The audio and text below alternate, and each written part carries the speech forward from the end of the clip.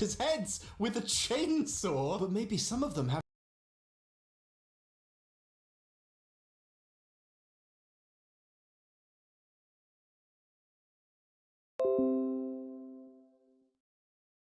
sad backstories behind them.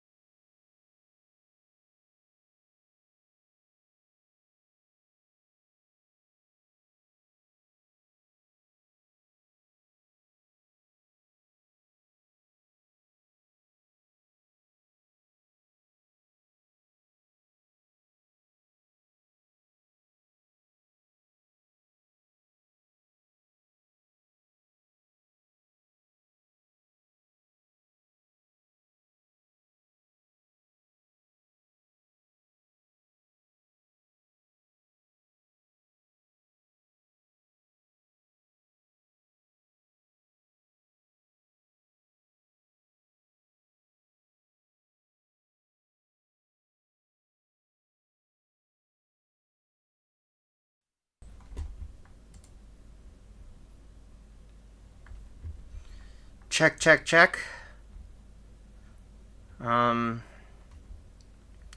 Hoping that I can be heard now.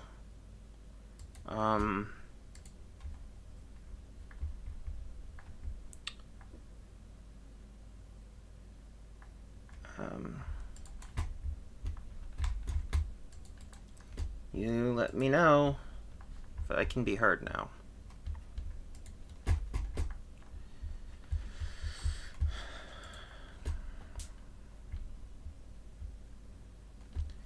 And then let me...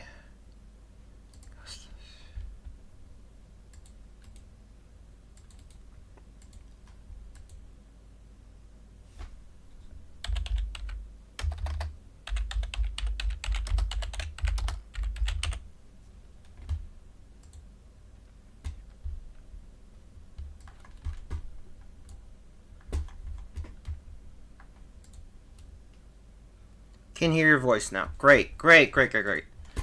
All right, so and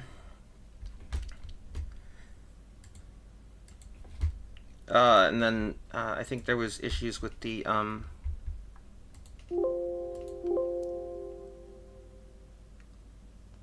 Can you hear the desktop audio? Because I can't actually.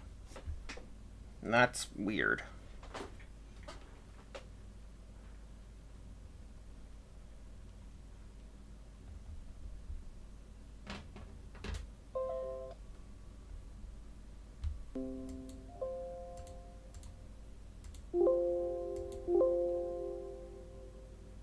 Yeah, I don't know why I can't hear it.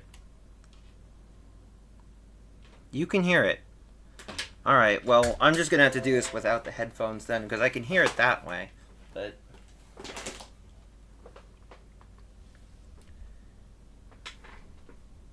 You heard the video playing earlier. Odd, because I did not. Well, on the bright side, it got me to double check the audio. So...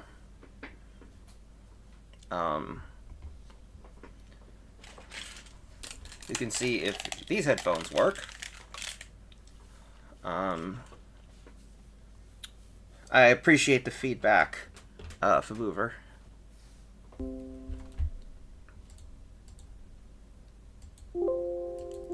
Okay, these headphones work. I don't know what the hell's going on. I'll figure that all out another day, but I'll just use these for now. So, where were we? They're in the streets against systemic injustices, racism, and police brutality, and a not insignificant amount of people are dismissing all of this as opportunism, as loot. Hold on.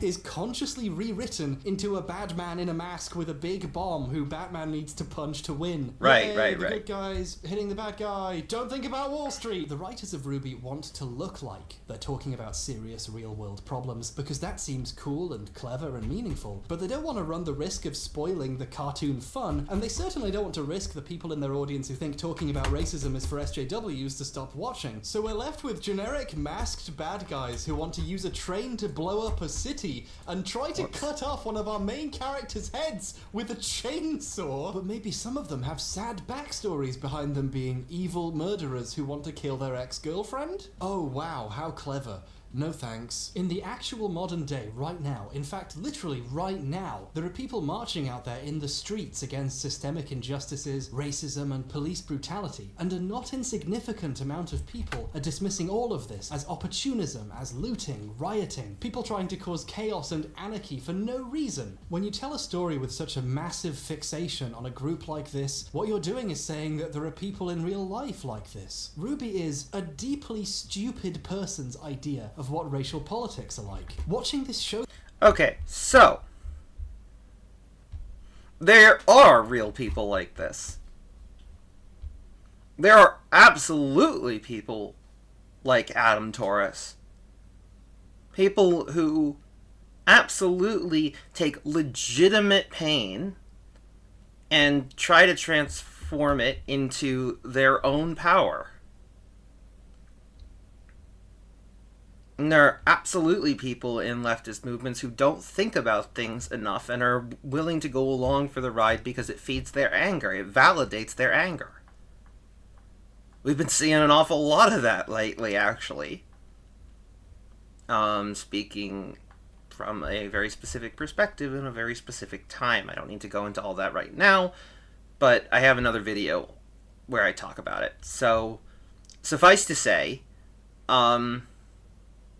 this is absolutely a real person. Or not absolutely a real person, but there are real people like this. You can't just say that this kind of person doesn't exist. They do. And they need to be watched out for. Someone who hijacks a movement. They have to be watched out for. And not enough people were willing to entertain that possibility, and now we're facing a lot of problems because of it. Quite frankly. I'm not saying the White Fang story couldn't have been done better. I am saying that it's a lot better than he's giving it credit for. Because Adam Torres is absolutely a real kind of person.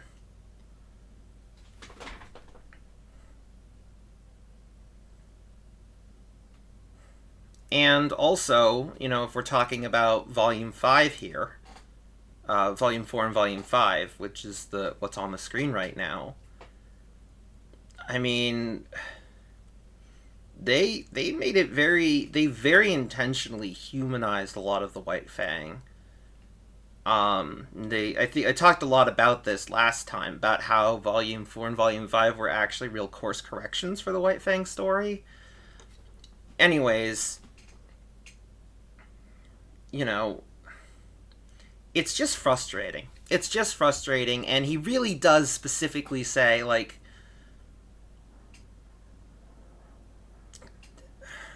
I don't know. I just feel like you can criticize the White Fang story without saying this is a deeply... Like, again, let's be clear here, right? We talked about this last time, but Miles Luna is not white. He is white passing. So if you say this is a deeply stupid person's idea of racial politics, maybe you should have done more research, because I'm not saying that, you know, that there can't be uneducated people in all groups in terms of racial politics, but I gotta say that there is a serious reluctance here, or just a complete lack of knowledge, that 2/3 of the writing, 2/3 of the creators of the show were people of color.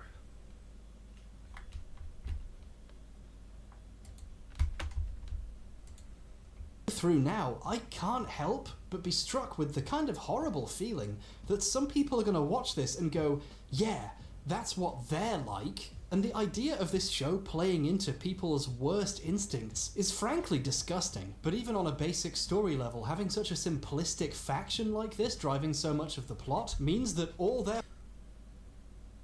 You're literally showing Ilya. You're literally showing two parts of the White Fang having a conflict because there's gray areas. What do you... It's not... How can you literally show on screen the White Fang having internal conflict and say it's too simplistic? I mean, I guess it could be still too simplistic even then, but I don't know. It just feels like, what? Parts of the plot basically suck. The potential of this entire aspect of the story is seemingly purposefully declawed, rendering the whole thing as pointless as if it hadn't happened. The bad guys could have just been some evil, corrupted monsters who chose to be bad because they're bad, for no reason, and the story would have been better because it would have been more honest and a lot less uncomfortable. The end point of this bottomless pit of compromises is, well, a compromised story. A story about nothing, telling you very unconvincingly that it's about something actually important in our world right now. No wonder the introduction didn't mention them. They might as well not have been there. Okay. We can't really recount the history of RWBY without talking about the death of its creator, can we? After the end of Volume 2, and while in early production on Volume 3, Monty... Okay. We are going to talk about this, I guess. Let's have a clean break here, all right? I want to make sure that I am judging this as well as possible. Alien in the scene has some reservations, but ultimately goes along with it on the narrative that is for the good of the faunus. Yes, correct. But the point is that it's not a purely evil organization. It is an organization with a few people at the top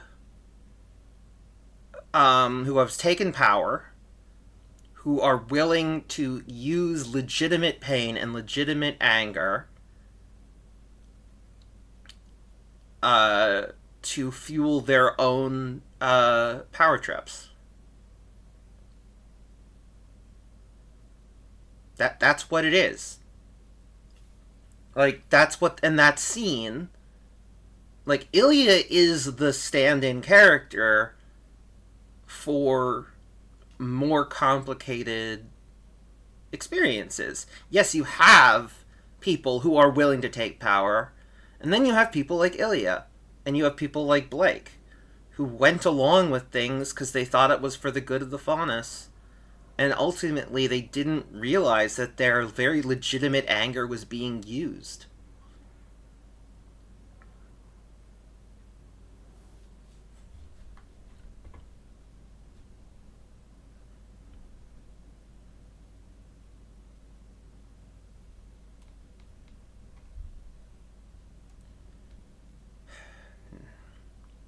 But,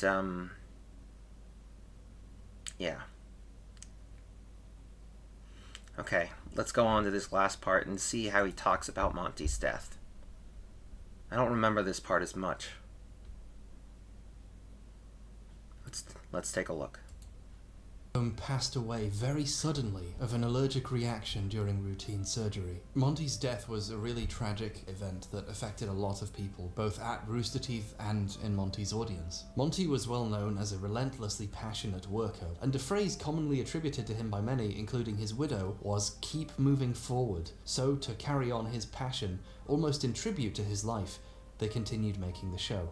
I'm going to keep analysing the show now, but as a fan of Monty's work since Haloid came out, I want to mention that I don't feel like I've had room to really celebrate his specific skill and talent in this video, so I'm working on another one just about that. I've been a fan of Monty's for most of my adult life, and I've wanted to gush about why his stuff is so great, but to make sure this video has any kind of decent pace, I've had to cut most of it out. I'll try and have that video done soon. So, Volume 3 obviously struggles with a lot of issues. It's still got a lot of the things we've already discussed. It has the additional problem of the team having to make do without its original creator, but if anything, the biggest problem Volume 3 has is that it gets good. Volume 3 opens on a big tournament between teams from all the anime warrior schools of the world. Every single anime out there eventually...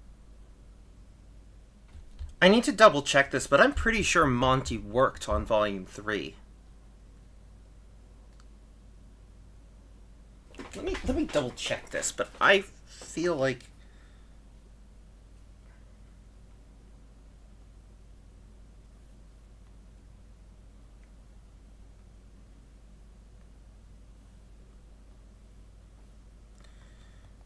A lot of this I'm not sort of double checking because I'm feeling that I have, you know, enough knowledge that I don't have to double check it all. But this I really feel like I need to...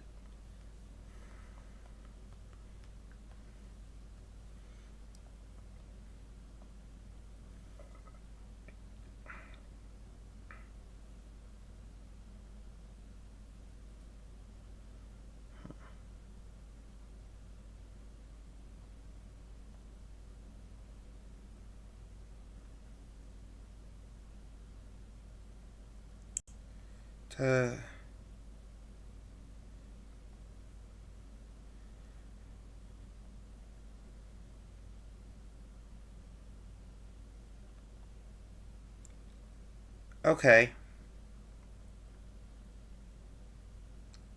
Fair enough. He had some... He worked a little bit on Volume 3, but not a lot. I thought he did more than he did, but nope.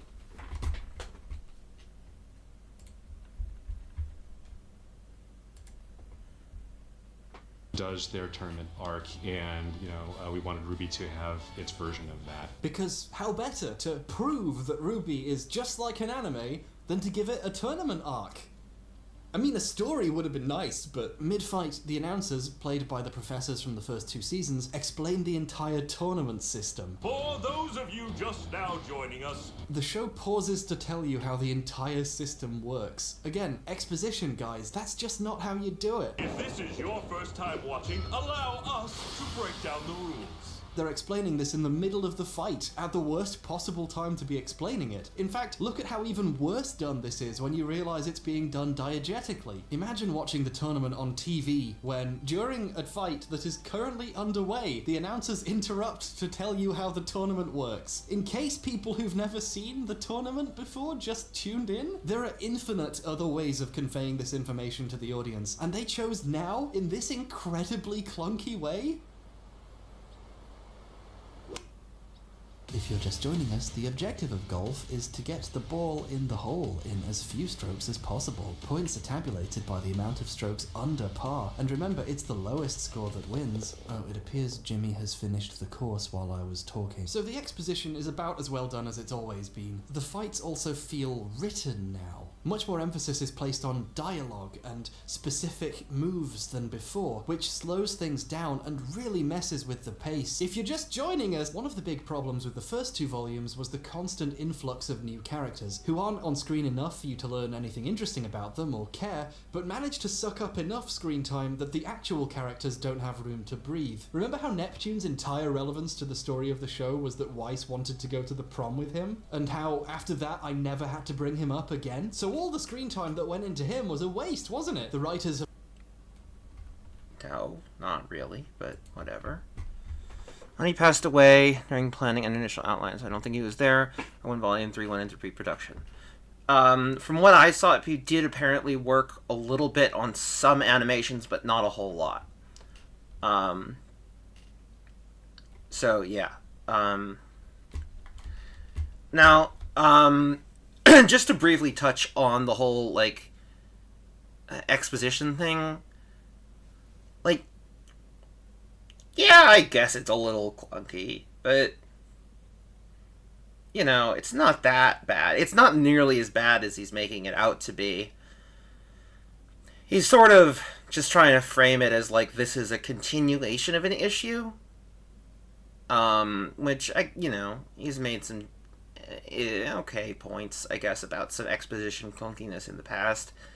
I just feel like this one actually is not that clunky. Like, okay, so they're explaining it in the middle of the thing. And it doesn't really affect anything in terms of, like, how the, like, I don't know. It feels like he's making it out to be a bigger deal than it is, but if it really bothers him that much, I guess that's his right. Noticed this problem and decided the solution is to add 100 million more characters. Since it's the tournament arc now, just like in real animes, we get new teams to throw into the story for our other characters we kinda know to fight against. And you know exactly which ones you won't see in fights because they're just 2D concept art. But that's not all! We also have more characters who are just here now. Winter Schnee, Weiss's sister, is here to not do much of anything and just kinda turn up for a couple episodes to give Weiss a pep talk and explain for the benefit of the audience how their semblance works. To Weiss, the only other person who already knows how it fucking works! Oh, and also to have a pointless fight with Crow, another character who has finally turned up after getting name-dropped a bunch in previous seasons. Here's a thing you probably noticed by now, but every character is usually named for a fairy tale character of some kind. Like Ruby is Red Riding Hood, Nora is Thor, Jean Arc is Joan of Arc, Blake is fucking bad, and Crow, Glinda, Ozpin, the General, and some others are based vaguely after characters from The Wizard of Oz. Anyway, the gimmick is wearing so thin now that they're really struggling to come up with characters that fit this scheme. In one of the fights, Yang and Weiss fight against Neon Cat, a Faunus character inspired by Nyan Cat, and Flint Cole, the son of a dust store owner who Weiss's family— Wait, Flint Cole? This is like the second black character in the show and his name is Flint Cole! Oh no! Okay, so it's not as bad as it sounds. It's actually a clever reference to Rooster Teeth's Minecraft Let's Play. Okay, look. First of all, a lot of this, like, I'm rolling my eyes and stuff like that, but honestly, it's not so bad. Like, it feels a little cheap, but a lot of it's not so bad, you know. If it really bothers him that much, fine. But I do just want to be like, he's you know, he's hammering on this here as something really awful, and like, yeah, naming a black character Flint Cole is not a good idea. Don't do it. It's bad. But also, since then, right, there are so many more people of color, of many different, you know, in terms of their how dark their skin is. There's pretty wide variety. Are there any as dark as Flint? I'm not sure. But, well, I don't know. I guess the point is, like, it's somewhat legitimate, but then there's also some omitting of context of, like, wait a second, there's actually been sort of a course correction on this at least a little bit. And, you know, and then, of course, there's the whole thing of, like, you know, oh, putting in all these characters and everything like that. And, like, yeah, but also RWBY doesn't, you know, whatever. This is a lot of sort of nitpicks, admittedly. So, you know, let's keep going. He makes some good points here, but I also do feel like he's making them out to be worse than they are. Dude, I got Cole and Flint. Oh, you're set. That'd be a cool name, Flint Cole. Would it though? Yeah, you'd be like an international private investigator, You'd have to mystery be black type. though, right? I dig it. What's his weapon called, anyway? You see, all the characters' weapons have names. They get mentioned in behind-the-scenes material or named in the show. Crescent Rose, One of the most... Mertonasta, Gambol, Shroud. But Flint Cole doesn't appear in many other RWBY materials, so we've not had an opportunity to learn his weapon's name. So the RWBY wiki has had no choice but to list it as Weapon Trumpet. But the thing about Season 3 is that it gets good. Midway through this volume, The plot of RWBY starts. The main characters take Pyrrha aside and say, hey, so what's actually happening here is there are 4 maidens, women with incredible magical powers, not like semblances or dust, they're not magic, this is real magic. Each time a maiden dies, someone else inherits the maiden's power. Oh, so it's just Avatar again? Really? Okay. Each of the maidens represents one of the 4 seasons. That's not how the Avatar cycle works. The Avatar cycle is actual reincarnation. The maidens have just their power go to someone else. And there are some rules to it about how it actually transfers. So that's not just Avatar, there's different rules.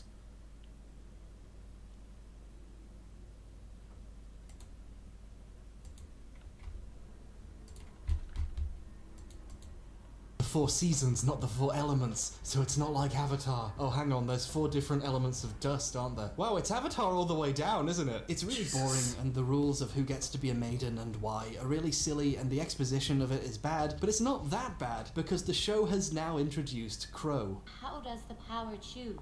Through a series of stupid and convoluted rules. The writers made the genuinely clever decision to have him annoyed and bored by most of the characters and plot of RWBY. Did you miss me? Did you miss me? Nope. Crow spends half the show ridiculing all the characters that have been taking themselves seriously for hours with no one questioning them before. If you were one of my men, I would have you shot. If I was one of your men, I'd shoot myself. So even if you aren't really enjoying the story or the ridiculous amount of plot being dumped in your lap regarding the maidens and Cinder, the real villain of the last 2 seasons who hasn't done much, who it turns out actually has stolen half of a maiden's power and might inherit the other half if the maiden dies, it's not so bad because another character in the scene isn't enjoying it either. It's ironic that everyone else is bird-brained. So it turns out that the story's really always been about these 4 maidens, each representing one of the 4 seasons, and Cinder wanting to cause enough commotion that she can get to the Fall Maiden and kill her to ensure she gets her power. There's some pretty genuine drama now, as Pyrrha is offered the choice to take the maiden's soul into her body, a process which will probably kill her but prevent the power falling into the wrong hands. A character has to choose between having her own life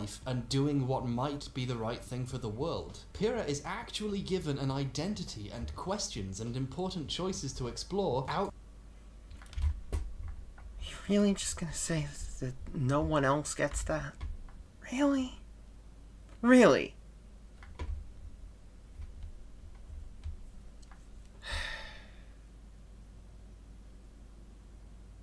Really? That no one else gets that kind of agency? Right? Really?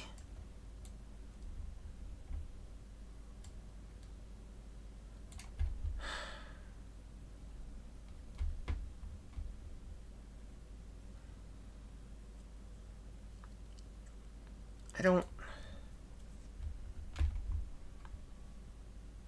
It's not what Cinder is doing. Cinder is planning and taking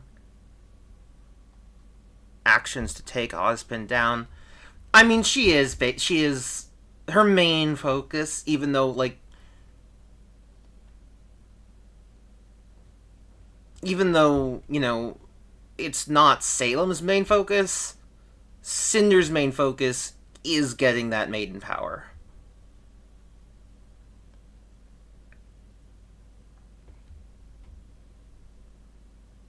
Like, it is absolutely getting that maiden power. That is her personal priority. But her overall priority is also, like, it's doing what Salem wants, and what Salem wants is not just the Fall Maiden. But I don't think you're right that, like, the maiden power being there is just, like, a happy coincidence for Cinder. I'm pretty sure they knew that. I'm pretty sure Salem and Cinder knew that.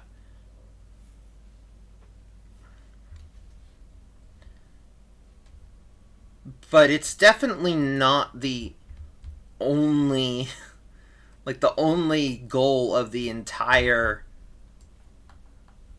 of the entire plan that Cinder does. Like, it's definitely not the only point there. I don't know. It's just, but I'm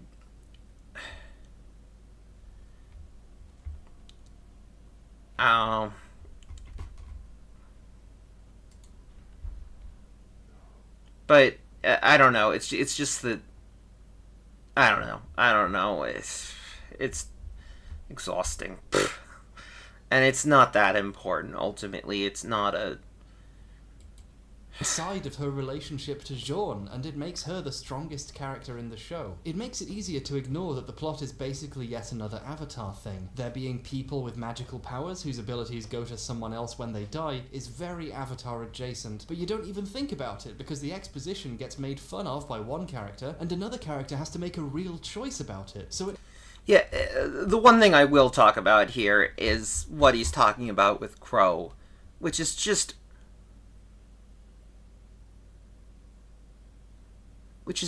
really annoying.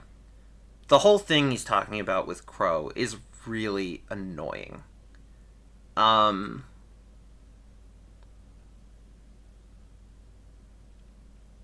yay, the writers put in someone who hates this show as much as I do. That's not... It's just such a twisted way of looking at it. If you didn't like it, stop watching it.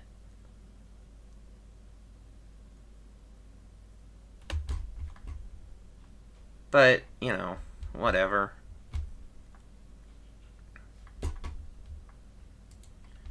It's just another cynical thing here. It's just another way to say, look at how bad everything is.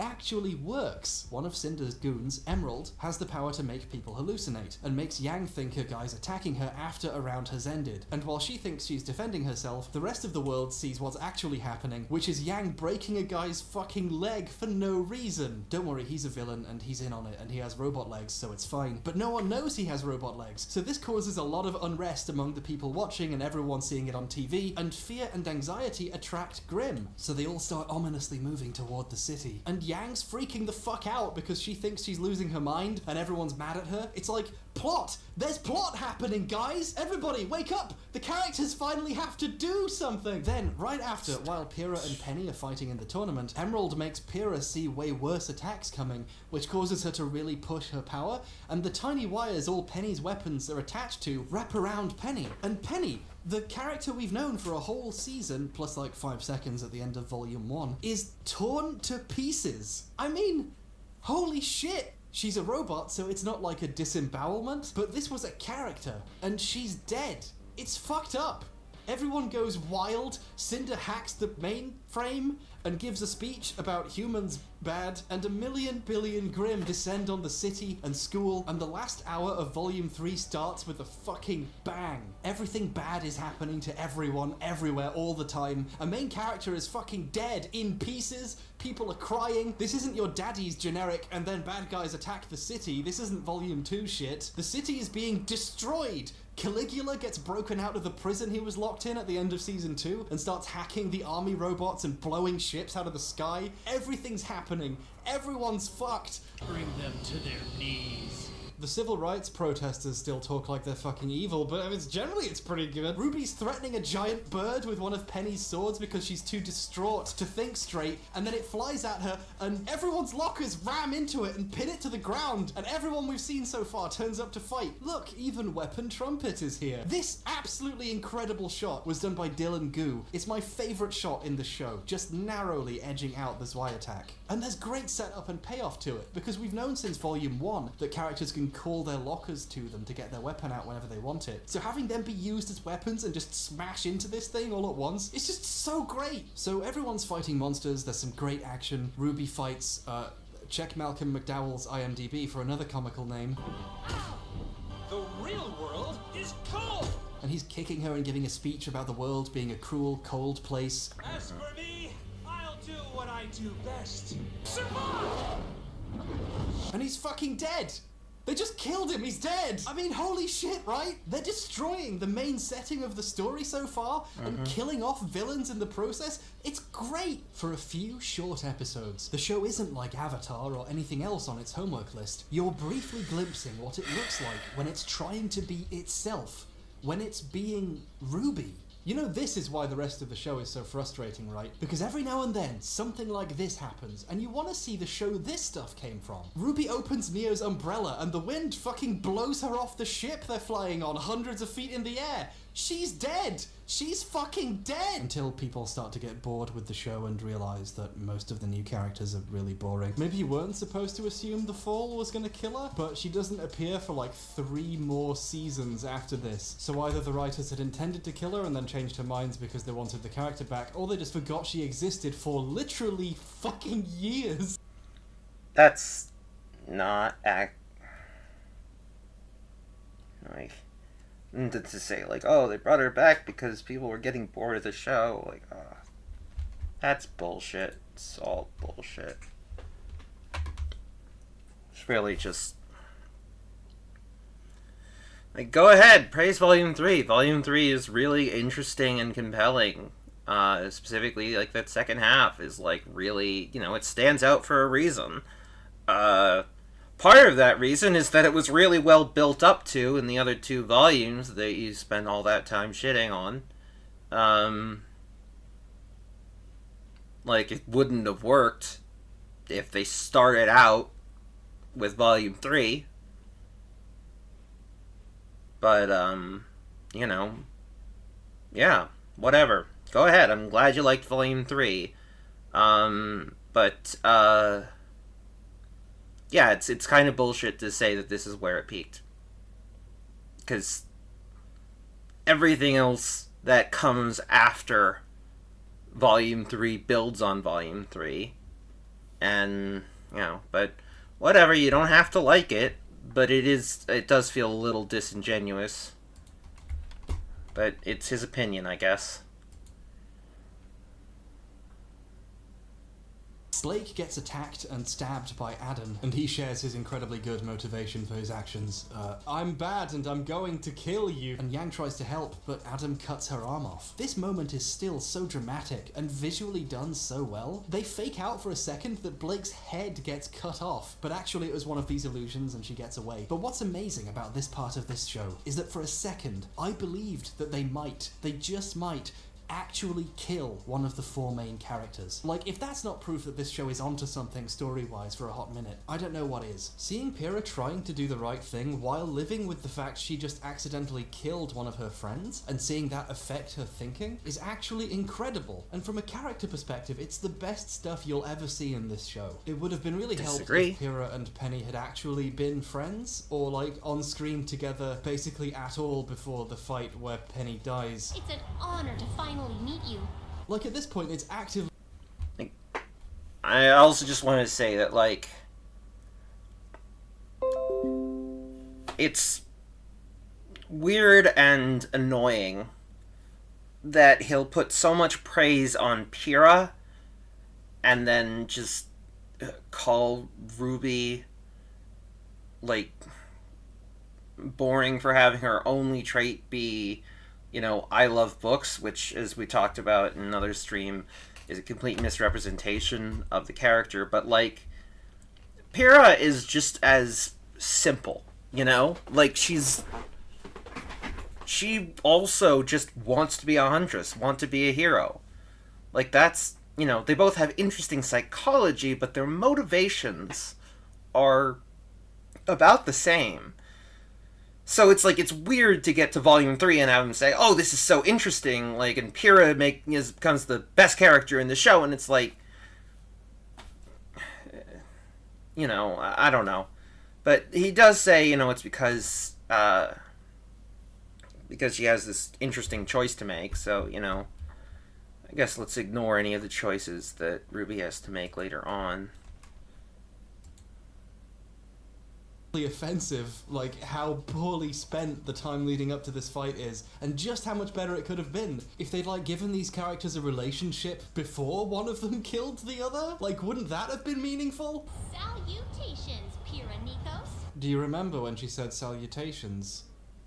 Do you remember? Just how she says to let hello. herself become the vessel for the previous maiden, but they're too late, and Cinder kills the maiden. And then Pyrrha shoves Miles into his locker where he belongs. I mean, Pyrrha sends John away against his will so he can survive, but not before fully confessing her feelings and kissing him, and tries to take Cinder on, but she fails and gets shot in the heart by an arrow. Ruby turns up just too late to save her, and watches as Cinder dissolves Pyrrha's body into nothing. Jesus fucking Christ! They are not messing around pretending this is a show for kids anymore, are they? And then Ruby goes, no! And turns out to have a magic power because she has silver eyes, and this means she can instantly kill Grimm or something. I don't know. You learn about this power existing right now, 7 hours into the show. It's not great, but... Oh, 7 hours in. Hey, he finally mentioned, actually, how long the show has been so far. He actually... Pyrrha felt it was her destiny to become a huntress, while Ruby was inspired to be a huntress/hero, like the story she read. Yeah, but, like, I just mean, I feel like if you have a problem with Ruby, you should have a problem with Pyrrha, because they're not, like, both of them are just good people. They're just good people. And it's like, their reasons for... Like, that's what I meant by, like, their psyches are interesting. Their psyches are complex. Of, like, the reasons they want to be a huntress. But they're...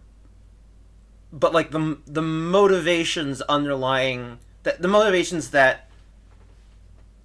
Like, their psyche developed in a way that made them just want to help people. And the reasons that those psyches developed in that way is complex. But this... post-psyche being developed, their motivation for being a huntress is similar. Maybe not the same, but similar. Where that comes from is different, but what it ends up inspiring them to act on, that they just want to help people. They're just fundamentally good people who want to help people. That is the same. And, you know, I don't know. Maybe it's, you know, whatever. But we've already talked about how weird that is. But anyways, going back to this whole thing about, you know, you're 7 hours into the show. He's talked a lot about, you know, RWBY being an Avatar remake or whatever. What he hasn't mentioned, outside of this one moment where he mentions it's been 7 hours into the show, is that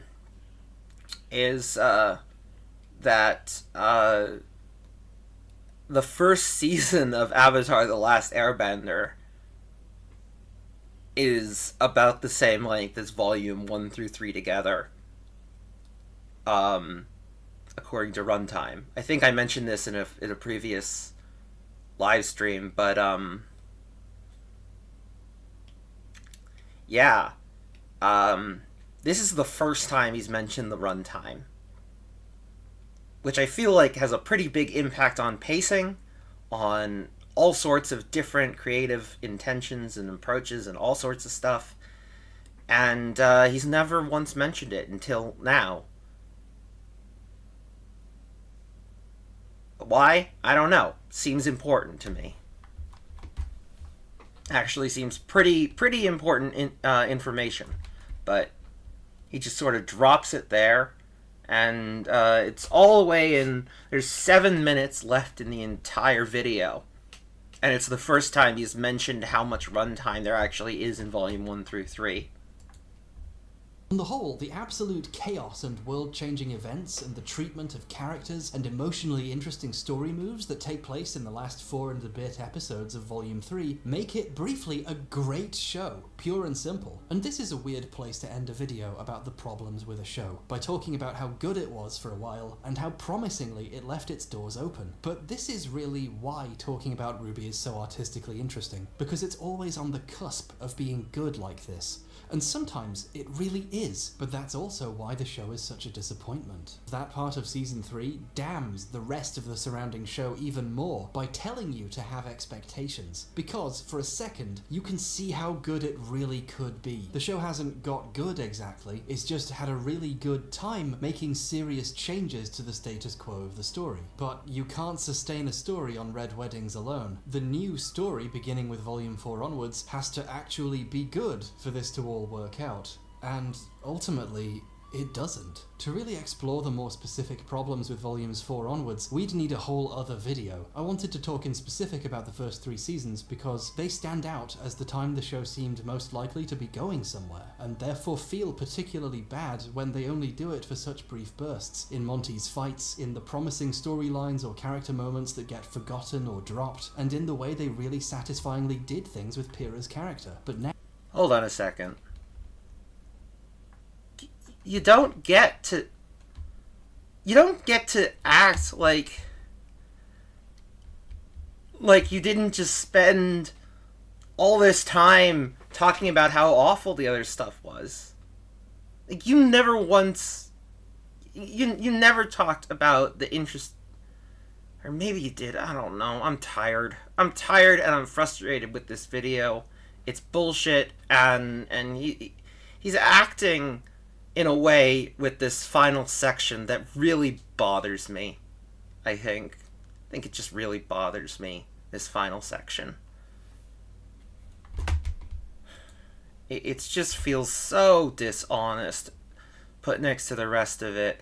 The whole video up to this point was just negativity, except for a few moments where he wanted to put praise on Monty and a little bit on Shane.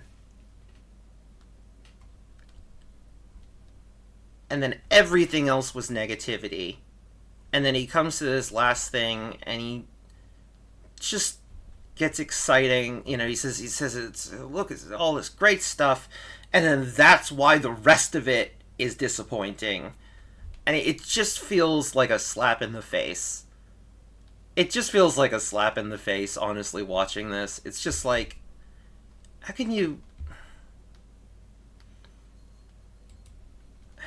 And it's like, oh, this is why you don't want to stop watching it. And I don't know, just in the context of everything else we've talked about over the last 2 live streams, this feels particularly... like, this gets under my skin a lot.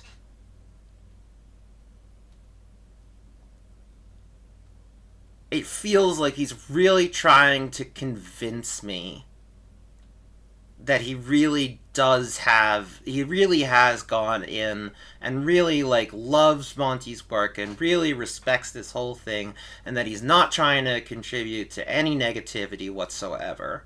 And that really he's looking at this from, like, an artistic standpoint and all this stuff. And maybe he is, but it is not how this video comes across.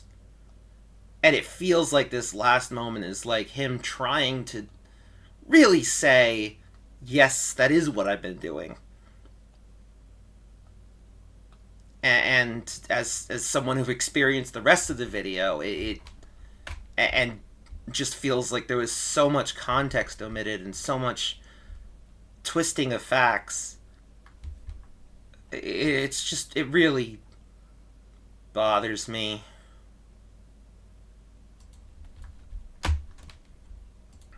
Now that character is gone, so the show's back to having dozens of characters with barely one interesting personality between them. The good parts of the show really can be great, and because of this, all the bad parts are worse than bad. They're also a shame. Jesus, God, what a... Ooh, conclusion. This should be fun. Sorry. I'm a bit tired, and so I'm coming off a little more cynical and a little more bitter. Creating art is like jumping off a cliff and building your wings on the way down. If you want to only start when you know exactly how to get everything right, you never actually will. You never really know what you're doing until after you've started doing it. In the past couple of years of this weird life, I've met quite a few people who knew Monty, and several of them have told me the same story.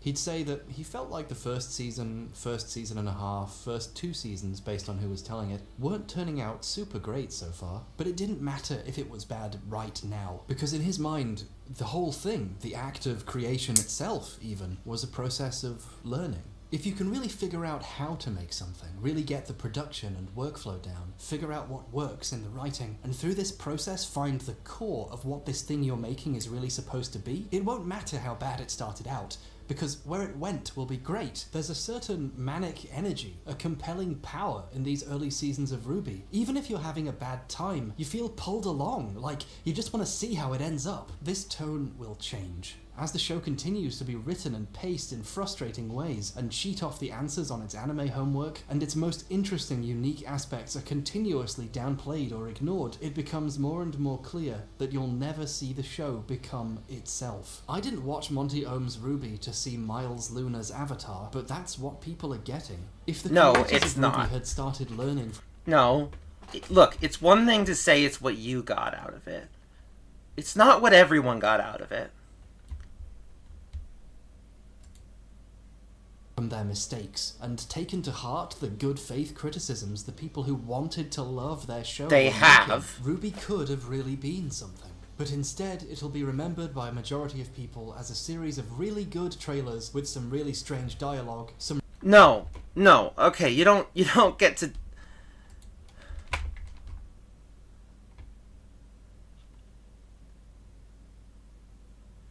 You feel how much derides Bleach, but uses music from Bleach sporadically throughout the video. I don't know much about Bleach, but hey, you can find music as something good and dislike the whole thing, mostly, or dislike the majority of the thing. But what really bothers me here, Monty was the one who said, let's look at Avatar and do what Avatar did. Right, I mean, he puts Monty on this tremendous pedestal, but then he also has this whole thing about how bad an idea it was to do anime homework, which is what Monty asked them to do. And, yeah, it's real bullshit. But here's the thing that really bothers me about what he just said. And, like, there were people, I think, in some of my comments who were saying, that, like I was reading too much into that thing early on about, like, calling RWBY fans suckers, like saying like people were being led along and stuff like that, and like stuff about, like, whether, like, one of the big things that I have gotten in response to criticisms of this video is the idea that this is just his opinion. And, like, he is entitled to that opinion. And this is true. He is entitled to his opinion. But he just said a majority of people. He didn't make this video just because of his opinion. He is intentionally, and has been throughout the video, framing this as something that a lot of people, not just a lot of people, but a majority of people, right? It's not a majority. There are issues with RWBY, but you don't get to just say, oh, a majority of people agree with me, and not, like... He said earlier on how much of a huge fan base RWBY has. People love RWBY. And... I don't know. It bothers me that he just said a majority of people will remember this way. In the way that I described it. Like, and I being, him. Like, the majority of people will remember RWBY as a disappointment. That's just...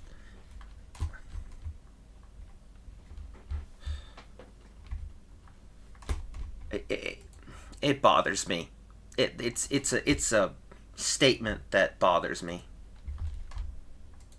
Really cool fight scenes to watch out of context on YouTube, and a couple of inexplicably quite good episodes at the end of the 3rd season.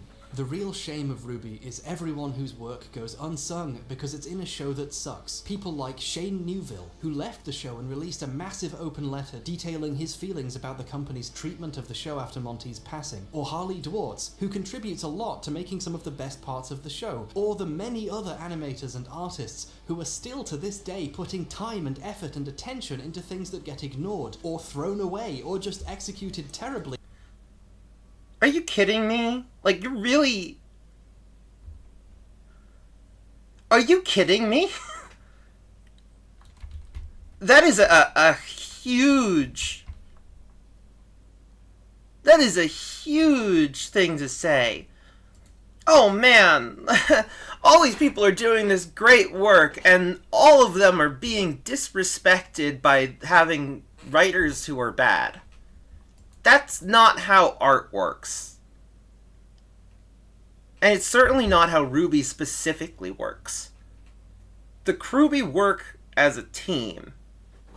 Like, there are the writers and there are the animators, but like, they have been very open about how much impact the animators have on everything, and how, you know, how all this stuff comes together as a team. They've been very open about that. And you just can't... I don't know. It's just that bothers me. You're blaming writing that you personally don't like, and saying that undermines the work of all these incredible people. And I don't know. And he doesn't go into Shane's letter at all, but he does mention it. And he doesn't mention all of the negative impact it's had or anything like that. Because the storytelling isn't there. It's clear that a lot of really skilled artists and animators work on RWBY to this day, but the mishandling of the show's story and production means that it fails to reflect their talents, and that is probably the worst thing a show can do. It's important to talk about this show and where it went wrong, because while this is the first attempt to make an animated web series of basically anything like this scale, it won't necessarily be the last, and that means we have to learn all the lessons we can from its production problems and failures, or we'll see them get repeated again. I want there to be a show one day that represents what RWBY could have been, and that means recognizing the show's potential and where it went wrong. RWBY will probably never be the show it promised to be, but with the gift of learning the lessons it has to teach, maybe something else can be. Thank you very much for watching.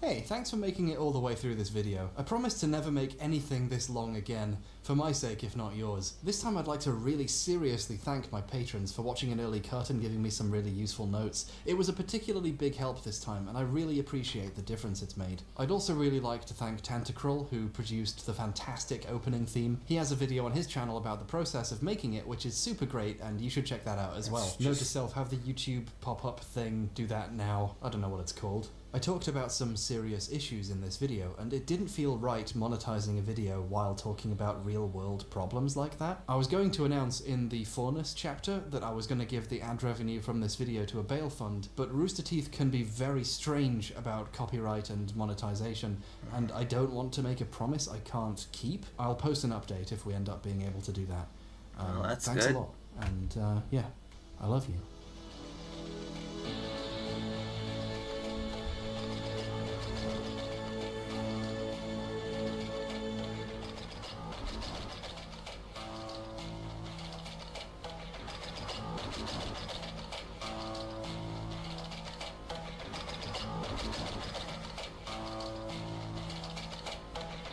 Says this after.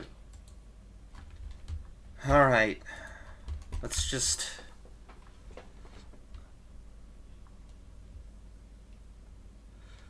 All the people he's mentioning care a ton about the show. right now. There are so many people in RWBY that want to see continue with Volume 10 and beyond.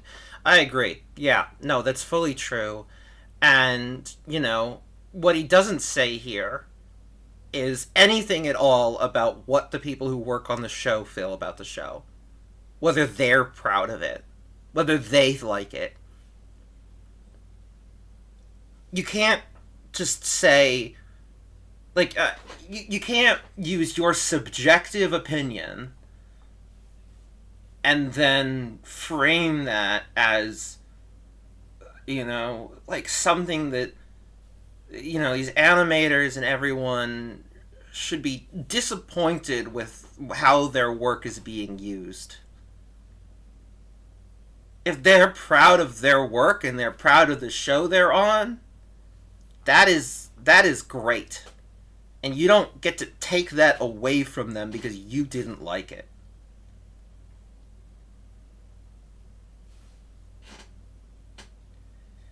And I want to talk a little bit about some of the ways that I think that this video got really fucked up. I think that there are a couple of main flaws. The first is, I don't think hbomberguy is very good at media criticism. I've watched some of his other media criticism stuff, and he seems to have some major flaws when it comes to media criticism. He's really good at a lot of other stuff, but media criticism seems to be a spot he struggles more in. Which, you know, it's fine. Like, that's fine. It's a legitimate issue to have. But it's also, like, the problem is that when he does this incredible work on other stuff, it means that people are going to take his word on media criticism more seriously. And it's really irresponsible. The other thing is to... Basically, he combines discussing behind-the-scenes stuff, right, with discussing his own subjective... Like, he combines actual, like, reality and history of all this stuff, and he omits a lot of stuff about that, with his subjective opinion. He says, you know... The reason that my subjective opinion is right is because of the production problems.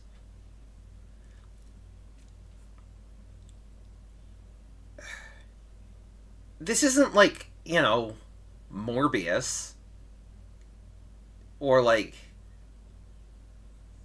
you know, or any other, like, number of you know, major films that studio interference infamously, you know, destroyed because they had mandates and stuff like that. Like, that stuff is all over the place, and RWBY is not like that.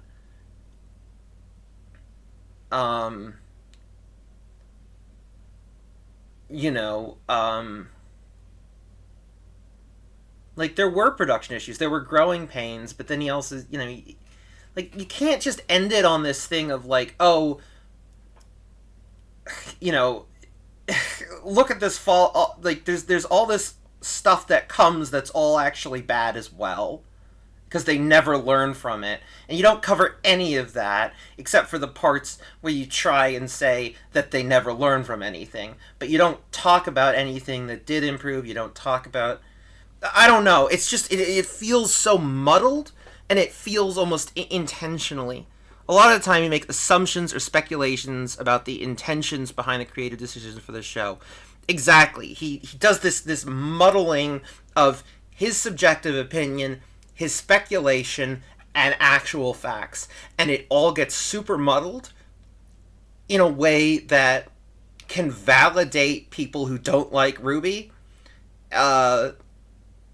But that ultimately is a tremendously dishonest way to create a piece of media criticism.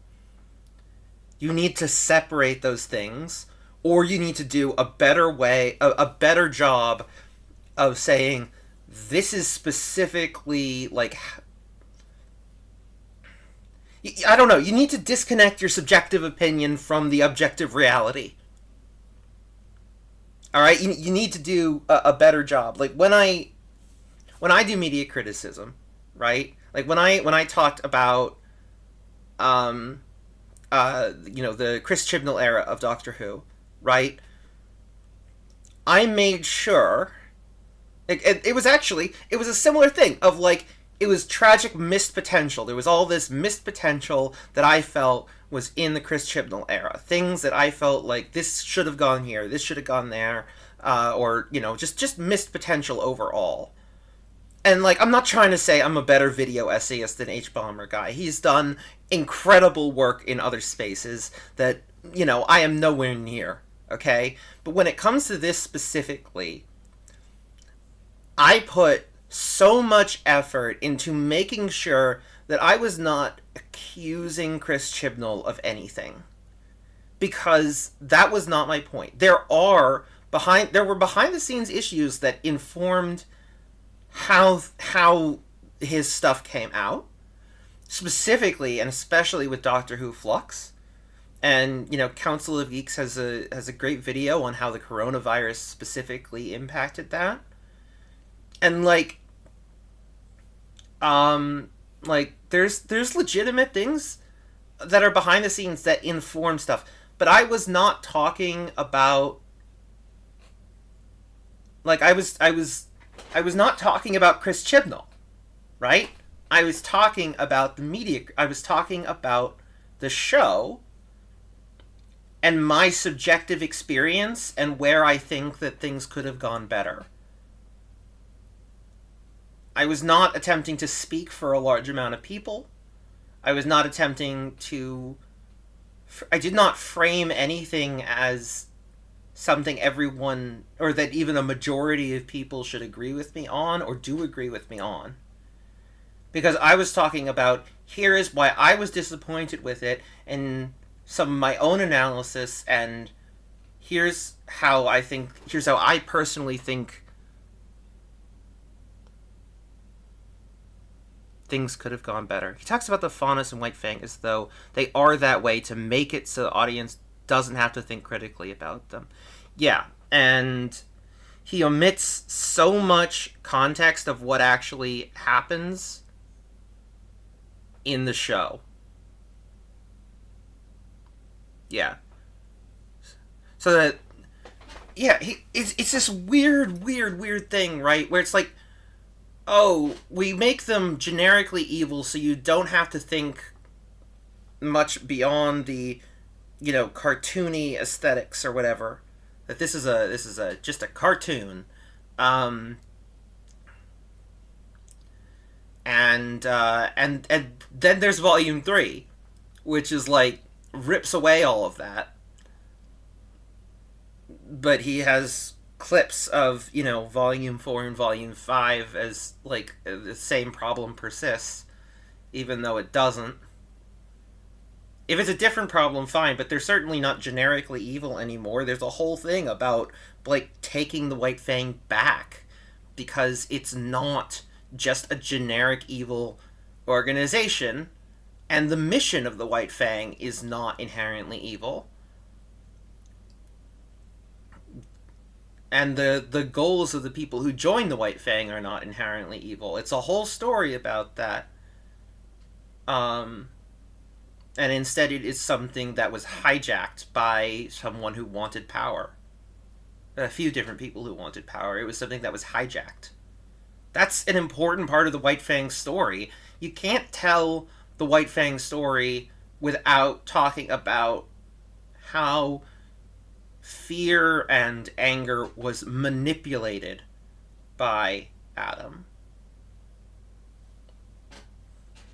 And he doesn't talk about that at all. In fact, he makes a big whole thing about how Adam is such a generic evil guy, and, the civil rights protesters show up and kill people. Whatever. I don't know. The whole thing bothers me. Bothers me a lot. Bothers me a lot. It's a really... it bothers me a lot. The whole video just feels so dishonest. And I don't want to accuse hbomberguy of trying to slander anyone or anything like that, but it feels dishonest with the amount of context that was omitted and the way that things were framed and the way that he framed it like people agreed with him overall. And there are people who agree with him. I'm not saying there aren't, but he makes it clear that we should take people who are disappointed with RWBY more seriously than people who are not. And that really bothers me as someone who was not disappointed with RWBY.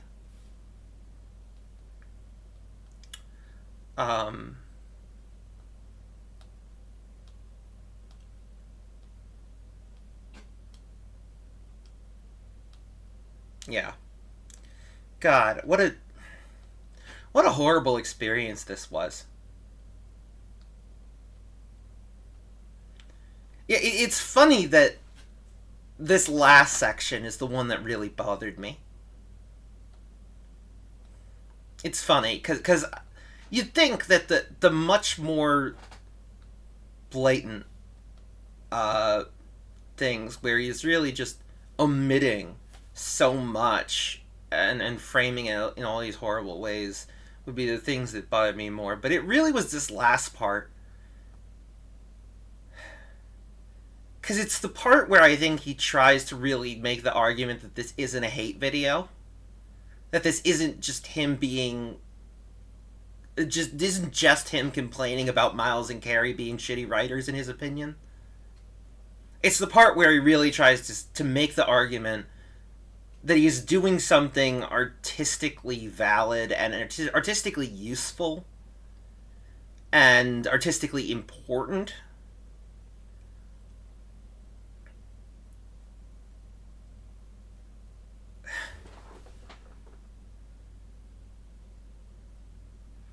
I actually thought he talked about the open letter more than passing mention. Yeah, a lot of people do. I was, when I watched it, like, I had been told that that happened a lot more too, and yeah, it's really not there at all. But the video is very useful for anyone who read that letter because they really line up. They really line up quite well. The idea that Miles and Kerry took things in a worse direction than Monty necessarily would have wanted. That they failed him somehow. It lines up pretty well. You know, if you want Miles and Kerry to be the bad guys, this is the video for you.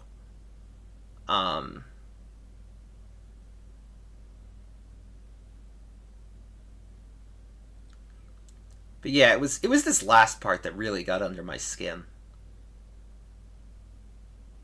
This last part where he tried to say that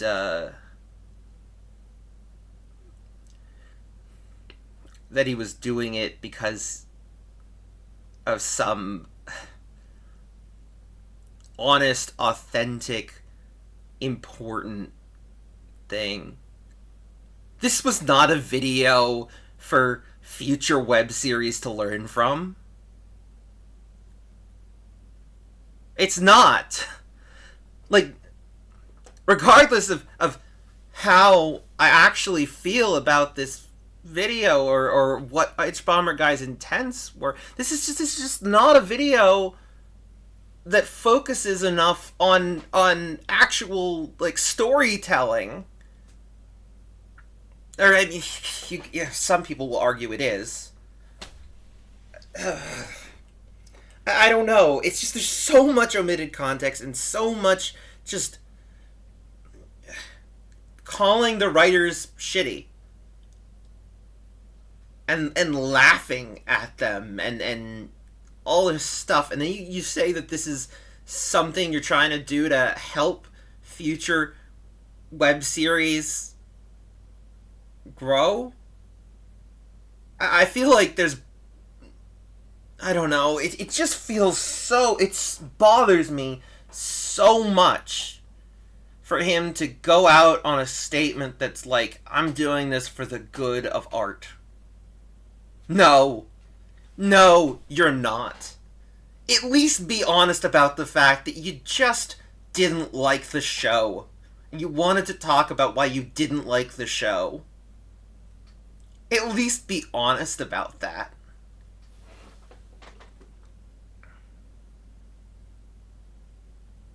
And there's Hyperions Monty videos that came up before hbom's video with multiple quotes about how RWBY has become more and regularly praised the work of everyone who contributed to RWBY. Yep.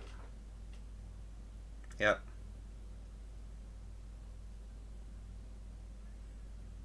God, this last part really got under my skin. That and the whole thing of like, oh, you know, they're... The idea that they're... Like, alt-right people love RWBY, not because they love RWBY, but because they can use RWBY as a punching bag to further their viewpoints. To say, oh, you know, they you know, yeah, it's... There is a huge alt-right base that loves to use RWBY for their points. And, like, not in the way that hbomberguy here says that they do, in terms of RWBY validating their worldview. There are so many more complaints about how Adam was, you know, from the alt-right, about how Adam was ruined by Miles and Kerry than there are that, you know, than people who feel like Adam was someone that Miles and Kerry, like...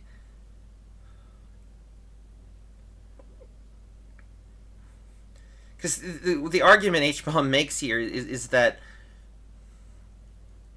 the reason they wrote the White Fang as they did was to appear progressive while not alienating alt-right folks who... And, I don't know, like...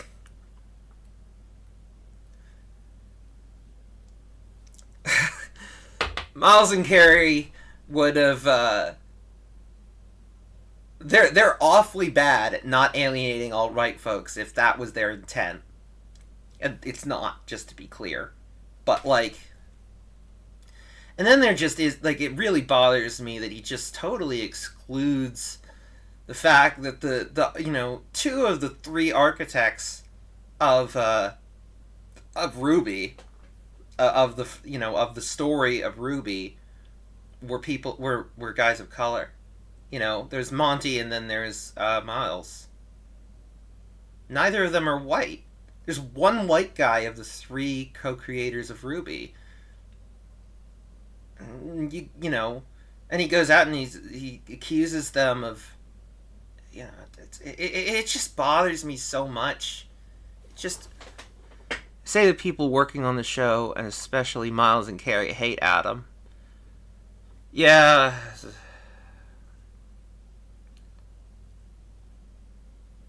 I mean, you know, frankly, every reasonable person hates Adam.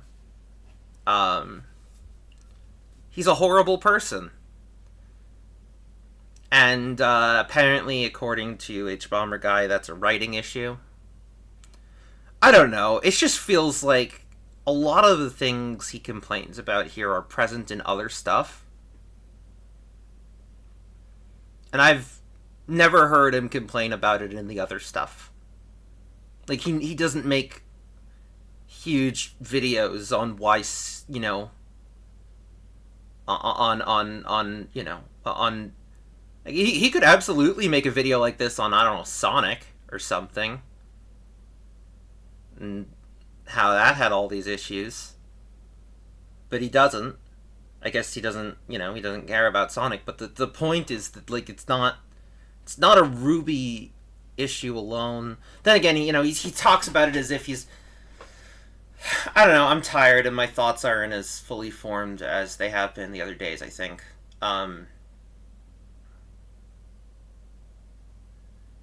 Yeah. I'm gonna wrap up here. This just really bothered me, this ending here.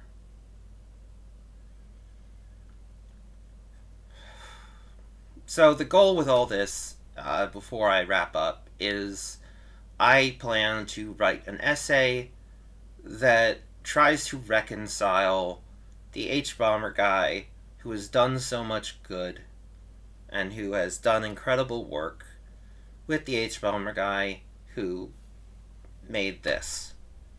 And I want to try and bridge the gap between the fandom of RWBY, who there's so many people who have such hostile ideas about hbomberguy, and they're so hostile towards him, and they want him to be a really bad person because he made something that was really dishonest and really, or at least came across as very dishonest. And the hbomberguy who was seemingly a genuinely good person who's done a lot of good work. I actually hate Adam. I was excited to see more of him after Volume 3. He was so intense and dangerous. Oh, to be clear, by hate, I mean love to hate. Like, I love him as a character. I hate him as a person. That's what I meant. And I think a lot of people are like that. That's what I meant.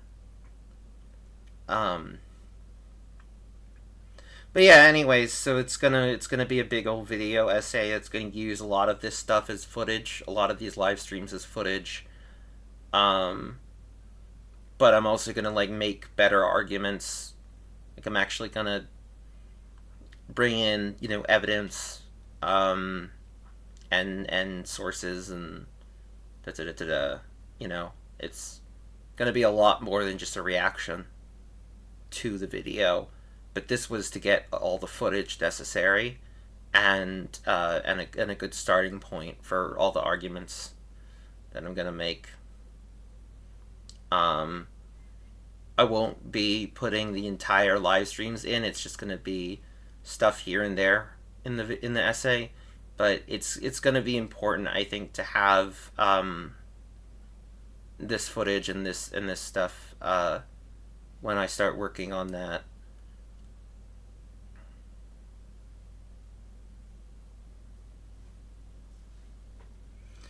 Yeah, a certain subsection of people really mischaracterize hbom saying this is a hate video. The frustrating thing about the video, for me, is that he says it's not a hate video, and I don't want to accuse him of lying, but it really doesn't come across as anything but a hate video. But the difference is between how I feel and how some of those people feel, not everyone, but some people, is I don't feel like it discredits everything else he's done. I don't think making this video makes hbomberguy a horrible, irredeemable person that hasn't done any good, or that the good that he has done has been, fake. That he doesn't actually believe in the things he's done. I feel like this is, in a lot of ways, a hate video, whether or not he meant it to be or not. But that doesn't mean that he's an objectively horrible person or something like that. And that's where the mischaracterization, for me, comes in. Not in calling this a hate video, but in saying that hbom is a horrible person because he made this one really awful video, when the rest of his work really, not all of it, but a lot of it is quite good and quite important, and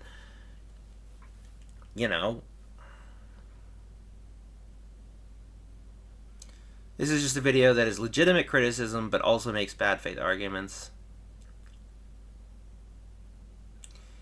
It's a video that blends legitimate criticism with bad faith arguments in a way that feels very dishonest, and feels like it's intentionally trying to push people towards a certain direction of opinion. And look, in a lot of ways, like, that is, like, you can write an opinion piece that tries to convince people of your opinion. I mean, that's what most video essays are, is trying to make an argument for your opinion. But the way that this does it, it just feels very dishonest. I don't know. Again, I just think that I would have less issues if it was just about the show and not about the people behind it. Like, I would still hate it, but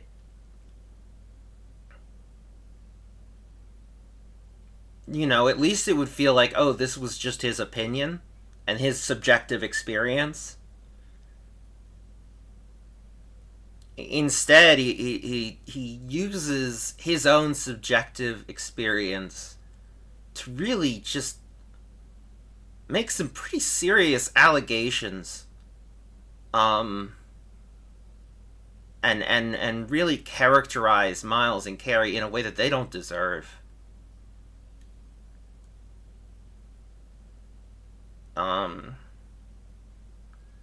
You know, not just as shitty writers, but as you know, frauds, and as it's and like they were, you know, they you know, put themselves in the show as Neptune and as Jean, and wanted these, you know, underage girls lusting after them, or just like, there's more here than just a subjective opinion. And he makes it clear that, like, in the end, like, his conclusion was, like, this isn't just the subjective opinion. This is about learning from the failures of RWBY, and I don't know.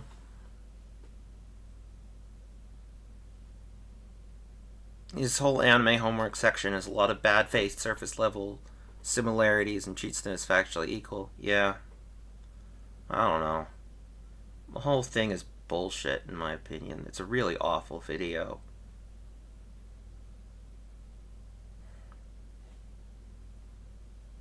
And it's just hostile. It's not welcoming at all to anyone who actually likes RWBY. You know, he's not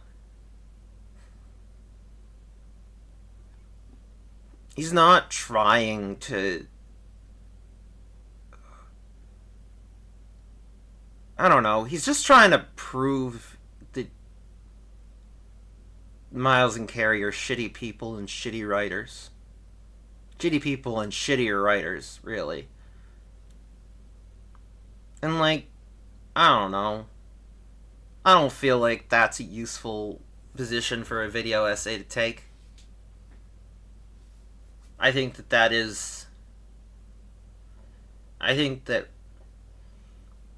the best thing I can do as a video essayist is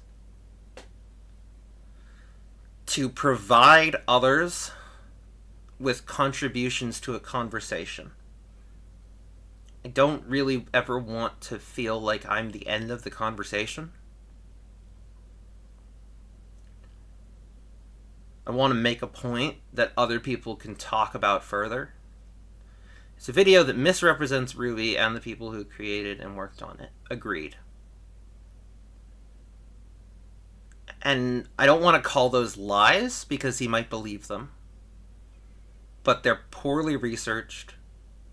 They omit a lot of context, and the whole video, as a result, comes off as tremendously dishonest, and just not just in bad faith, but really designed to say really awful things and convince others of it. And I'm not saying that was his intent, and I'm not saying, but it is, like, how it comes across. And, yeah. Anyways, I'm gonna end for tonight. Have a lovely evening, everyone, and thanks for joining me on this absolute disaster of a live stream. I did not have fun.